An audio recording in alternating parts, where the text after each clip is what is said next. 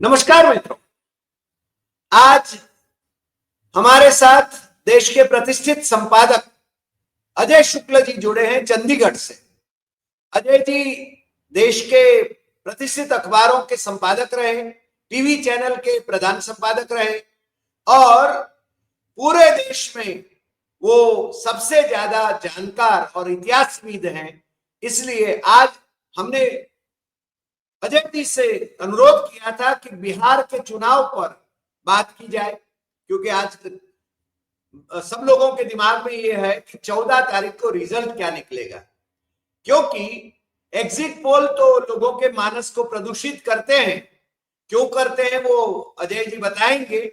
मगर इस प्रकार जो चुनाव हुआ बिहार में, उसके पहले एसआईआर हुआ और एसआईआर में 69 लाख लोगों के नाम निकाल दिए गए।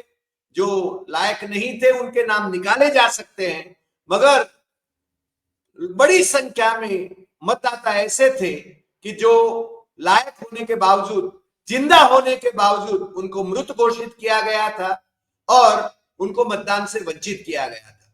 ये खेल चुनाव आयोग और भाजपाई केंद्रीय शासकों का खेल है। अब बिहार में क्या होगा उस पर अजय जी प्रकाश डालेंगे। बिहार का चुनाव का जिस प्रकार से प्रचार अभियान चला, महागठबंधन और एनडीए का, उसके बारे में भी अजय जी बताएंगे। तो हम आज सीधा ही अजय जी के पास चलते हैं। अजय जी, आपका सीधू नेशक में स्वागत है और आप बिहार के बारे में अपनी राय बेझिझक रखिए। अजय जी। देखिए, बिहार के दोनों चरणों के मतदान हो चुके हैं। मैं पहली बात सबसे पहले ही कह देता हूं, मेरा जो विश्लेषण है वो विश्लेषण तथ्यों पे आधारित है, वहां के लोगों की जो भावनाएं हैं उस पर आधारित है और पूरे बिहार में जो हमारे मतलब मैं कह देता हूं एसटी ग्रुप के तमाम सारे जो संवाददाता हैं और स्ट्रिंगर्स हैं, उनसे मिले फीडबैक पर आधारित। और उसके बाद में मैं यह समझता हूं कि बिहार में जो मतदान हुए हैं दोनों चरणों में, उसके बाद में पूर्ण बहुमत से महागठबंधन की सरकार वहां बन रही है। तो सबसे बड़ी चीज है कि पूर्ण बहुमत से कांग्रेस और तेजस्वी यादव की सरकार और मुकेश साहनी की और जो पान समाज है उसकी, जो ये चारों लोग हैं और वामपंथी, ये सरकार बन रही है। करीब जितने कांग्रेस के साथ गठबंधन में दल है उससे कुछ ज्यादा जो है भारतीय जनता पार्टी एनडीए के सहयोगी और वो दल। तो यानी कोई अकेले नहीं लड़ रहा है वहां, कोई अकेले सरकार नहीं बना सकता है, यह भी समझ लीजिए। क्योंकि वहां की जनता किसी अकेले को इतना मैंडेट नहीं दे रही। कांग्रेस वहां पर वास्तव में जो उसे टिकट तो 61 सीटों पे दी गई थी, लेकिन वास्तव में कांग्रेस वहां जो लड़ाई लड़ रही है, जहां उसका मुकाबला है, वो करीब 35 सीटें। बाकी सीटों में कहीं फ्रेंडली मैच है कि मतलब कांग्रेस भी है और उसके सहयोगी दल भी हैं, कहीं इसलिए कि वो सीटें कभी जीती नहीं जाती इसलिए कांग्रेस के खाते में दे दी गई, या कुछ ऐसे हो। तो वास्तविक लड़ाई कांग्रेस 30 से 35 सीटों पे लड़ रही है। ऐसी स्थिति में हम यह कह सकते हैं कि कांग्रेस जितनी सीटों पे लड़ रही है उनमें एक अच्छा मुकाबला दे रही है। इसके बाद में 141 सीटों पे आरजेडी लड़ रही है। हाँ, फिर एक और चीज बता दें, कांग्रेस ही इकलौती पार्टी है जिसने वहां जातिगत समीकरण को लगभग साधा है। वहां 17% से 18% माना जाता है कि मुस्लिम वोट बैंक है। कांग्रेस पार्टी ने 18% मुसलमानों को टिकट दी है।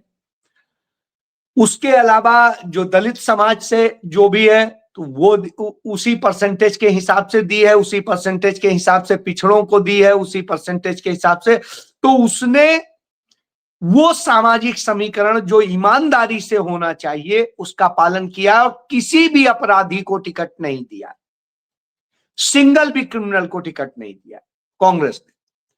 इसके बाद में सबसे ज्यादा क्रिमिनल्स को टिकट दिया है बीजेपी ने और जेडीयू ने और एलजेपी ने। यानी भारतीय जनता पार्टी और जो है जेडीयू नीतीश कुमार की और उसके बाद में एलजेपी, इन्होंने सबसे ज्यादा अपराधियों को टिकट दिया है।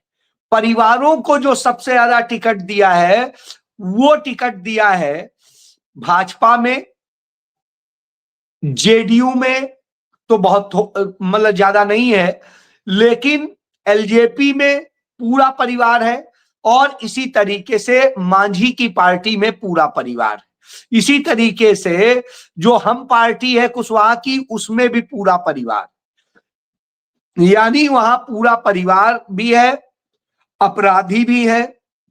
और इसके आधार पे आप कहीं ये नहीं कह सकते कि अरे अपराधियों के खिलाफ या जंगल राज के खिलाफ या इसके, ये सब झूठ है। जिस तरीके से पूरा चुनाव है उस चुनाव में यह भी है कि जेडीयू से कुछ अपराधियों को नहीं दिया गया, उस अपराधियों की जो फैमिली थी उसमें से टिकट है जिनके खिलाफ कोई आपराधिक मामला नहीं है परिवार में, अपराधी को नहीं दिया। जेडीयू ने जिस अपराधी को दिया अनंत सिंह, उसने इसी चुनाव में ही मर्डर किया, वह भी सबके सामने है। बीजेपी और वो उनके बचाव में रहे।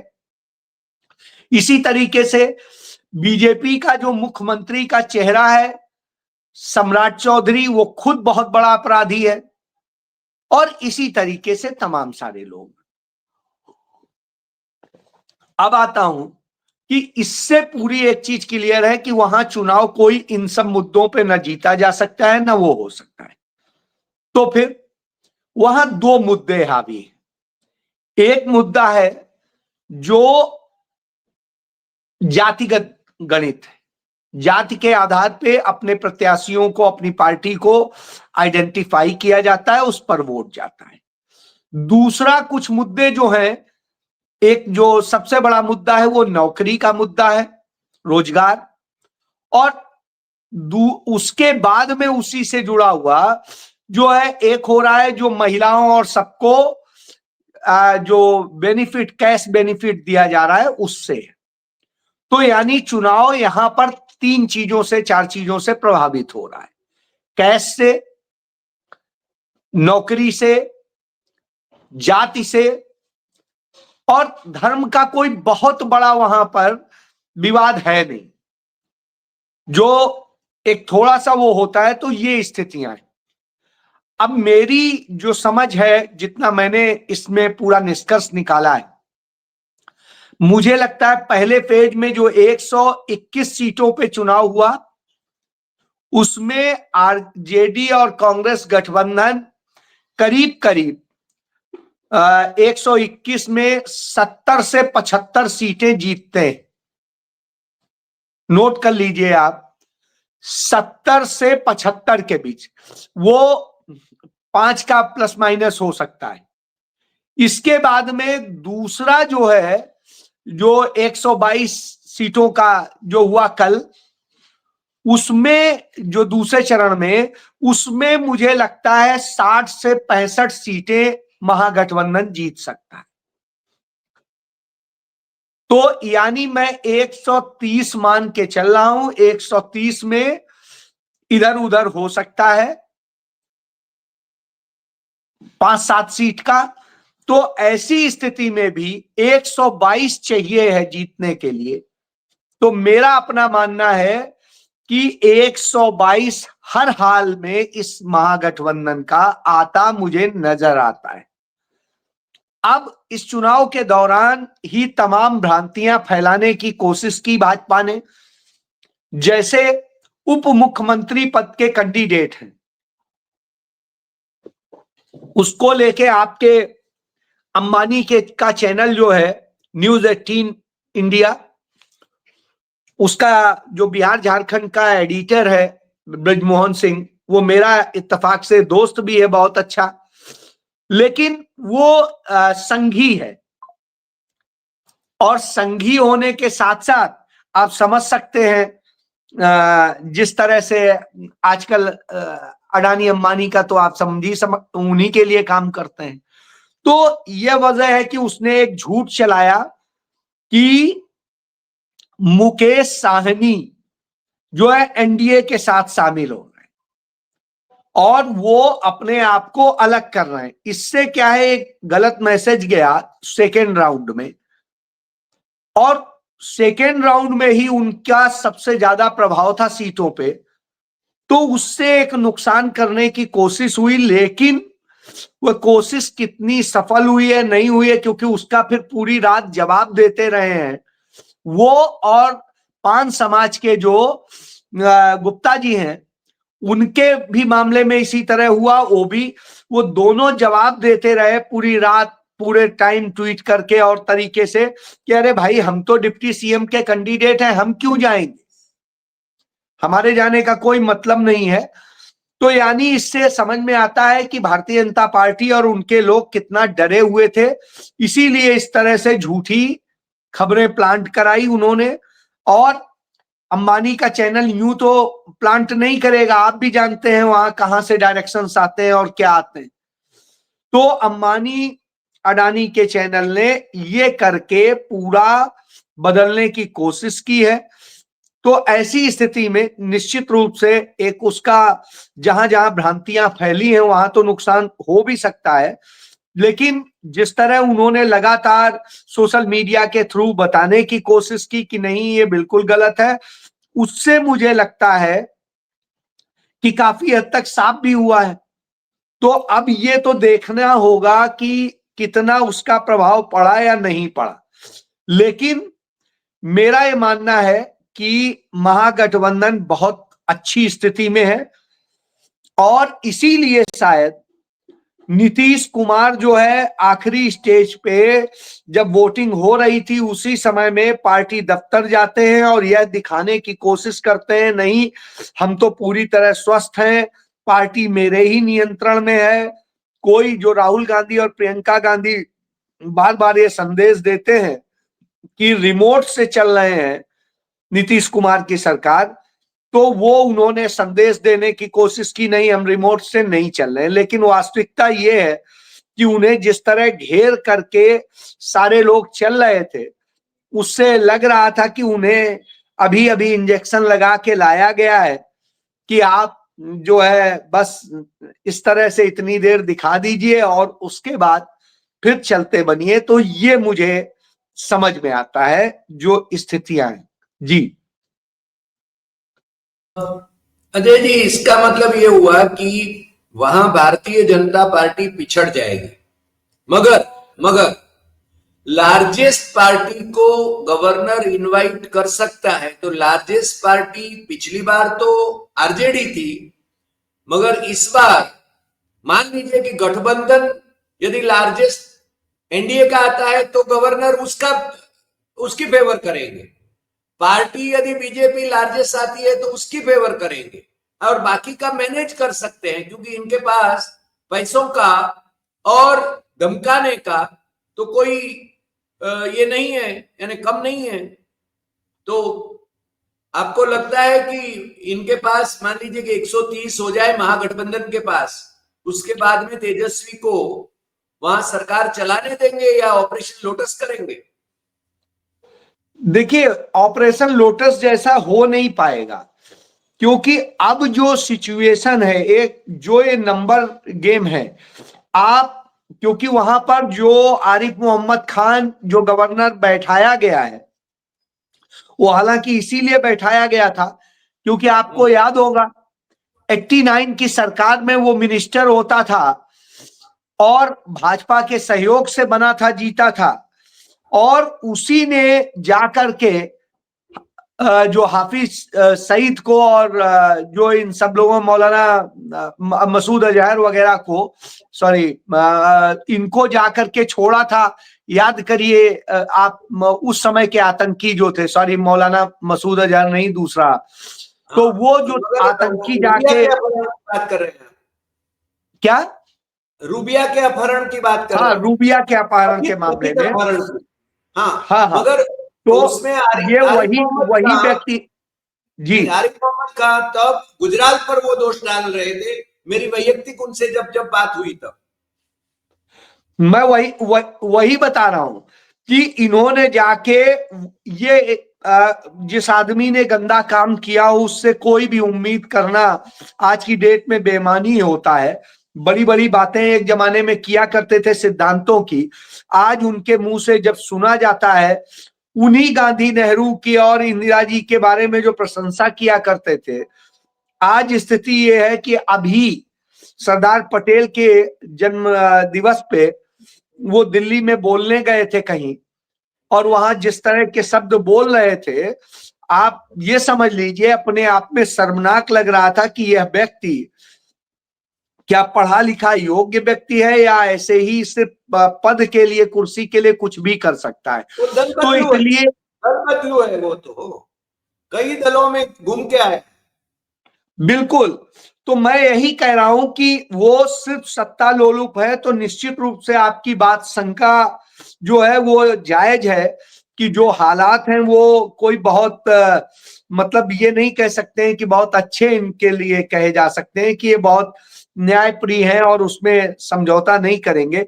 लेकिन जब नंबर ही स्पष्ट होगा तो आप क्या करेंगे? जी, और मैं दावे से कहता हूं सबसे बड़ी पार्टी के रूप में अब भी आरजेडी ही होगी। दूसरी चीज, अब यहां पे डिस्क्लेमर ले लीजिए। डिस्क्लेमर ये है कि साहब ये सारी समीक्षा सिर्फ और सिर्फ फेयर चुनाव पे है। हाँ, अब यदि ईवीएम ही बदल दी जाए या वोटिंग के काउंटिंग के समय में जिस तरह जो वोटिंग में गड़बड़ी करनी थी वो तो कर चुके, जो वोटर लिस्ट में गड़बड़ करना था वो भी कर चुके, करीब 1.25 करोड़ वोटर इन्होंने जो जोड़ा है और जो काटा है, मतलब एक प्रकार से 2 करोड़ का आप कह दीजिए इन्होंने वोट का खेल किया है। तो ऐसी स्थिति में निश्चित रूप से 2 करोड़ का वोट यदि खेल किया गया है तो बड़ा प्रभाव डालता है। और लेकिन जिस तरह से बम्पर वोटिंग हुई है बिहार के इतिहास में, लोगों को यह बात राहुल गांधी ने अवेयर कर दिया कि वोट चोरी को कैसे रोका जा सकता है। उसको रोकने का तरीका यही है कि जब आप बम्पर वोटिंग करेंगे तब आपको फिर कोई कुछ नहीं कर पाएगा। ये तभी हो पाएगा जब छोटे अंतर रह जाते हैं, वहीं प्रशासनिक मशीनरी से गड़बड़ होगा, वहीं दूसरे तरह से गड़बड़ होगा। तो ऐसी स्थिति में सोचना बिहार के लोगों को था, और बिहार के लोग निकले, मैं सलाम करता हूं है, और जिस तरह से वो वोटिंग को निकले हैं वो अच्छा है। लेकिन अभी तक आप देखिए, जो 6 तारीख को वोटिंग हुई थी, किसी भी चुनाव आयुक्त से पूछ लीजिएगा, रियल टाइम, अब तो रियल टाइम डेटा का भी है, इमीडिएट मोबाइल से जो पीठासीन अधिकारी होता है वो डेटा अपडेट कर देता है उनके ऐप पे। जी, तो जब सारा डेटा अपडेट हो जाता है, उसमें 4 चीजें मांगी जाती हैं कि कितनी महिलाएं थी, कितने पुरुष थे, कितने बजे तक कितना हुआ, कितने बजे तक कितना हुआ, यही बस बताना होता है। ये इमीडिएट हो जाता है। जब इमीडिएट हो जाता है तो साहब आज 12 तारीख हो गई है, अब तक चुनाव आयोग ने फाइनल डेटा नहीं दिया। 2 दिन 14 को तो सुबह सुबह काउंटिंग शुरू हो जानी है। तो अब आप यह समझ लीजिए, इसका मतलब है जो मशीनें रखी हुई उनमें क्या गड़बड़ करना चाहते हैं, क्योंकि कई जगह शिकायतें आई हैं फॉर्म 7 जो है वो दिया नहीं गया, 17 कई जगह पे चीजों को गड़बड़ करने के। लेकिन फिर भी मैं बड़ा अच्छा मुझे लगा कि पार्टियां अपने रखवाली कर रही हैं। हर जगह जहां वो रखी हुई है, तमाम जगह अचानक सीसीटीवी कैमरे बंद हो जाते हैं और गाड़ी आती है, अंदर जाती है और उसके बाद निकल आती है। तो जब इस तरह के खेल हो रहे हो तो कुछ भी हो सकता है, तो इसे कहेंगे चुनाव लूटा जा रहा हो। लेकिन यदि फेयर बात करेंगे तो लोगों ने वोट किया है नौकरी के नाम पे, वोट किया है जाति के नाम पे, वोट किया है महिलाओं को जो पैसे भी दिए गए। आप एक चीज समझ लीजिए, लेकिन इस पैसे में आपको देखना होगा, वो जानते हैं कि इतना तो तुमने दे ही दिया है। अब इसके बाद तेजस्वी ने आपसे ज्यादा का ही वायदा किया, तो यदि वो बन जाएगी तो हमें कोई नुकसान नहीं होने वाला। एक चीज, दूसरी चीज ये है कि ये तो आप भी रहोगे तो मिलेगा मिलेगा, लेकिन तेजस्वी आएंगे तो मेरे बच्चे को नौकरी भी मिलेगी। तो मां के लिए बच्चा पहले होता है। सही बात, सही बात, सही बात। तो ऐसे में निश्चित रूप से मुझे लगता है ये बड़ा फर्क पड़ा है। लोगों ने पैसे, और प्रियंका गांधी ने संदेश भी दिया था, जो पैसे मिलते हैं ले लो, लेकिन घर कैसे चलाना है, परिवार कैसे पालना है, ये आप जानती हैं। तो आप अपने बच्चों का, अपना भविष्य देखिए। यह है स्थिति, क्योंकि 20 साल से तो कुछ किया नहीं। चुनाव में पैसा दे रहे हैं, इसका मतलब नीयत सही नहीं है। सही बात। तो सही ये बात जो प्रियंका गांधी ने कही, ये बात लोगों को घर कर गई और इसका बड़ा असर पड़ा है। जी। तो आज मेरे ख्याल से यही रुकते हैं अजय जी, और 14 का इंतजार करते हैं। 14 में क्या वो फेयर रहते हैं कि नहीं। आप हमारे साथ जुड़े आज और बातें स्पष्ट कर दी कि महागठबंधन को एज है, बहुमत मिलने की संभावना हर तरह से है और उसकी सरकार बन सकती है, बशर्ते ये चुनाव फेयर हो, ये गड़बड़ियां न करें। आप हमारे साथ जुड़े उसके लिए आपका बहुत बहुत धन्यवाद। फिर मिलते हैं नए एपिसोड में नए विषय के साथ। नमस्कार।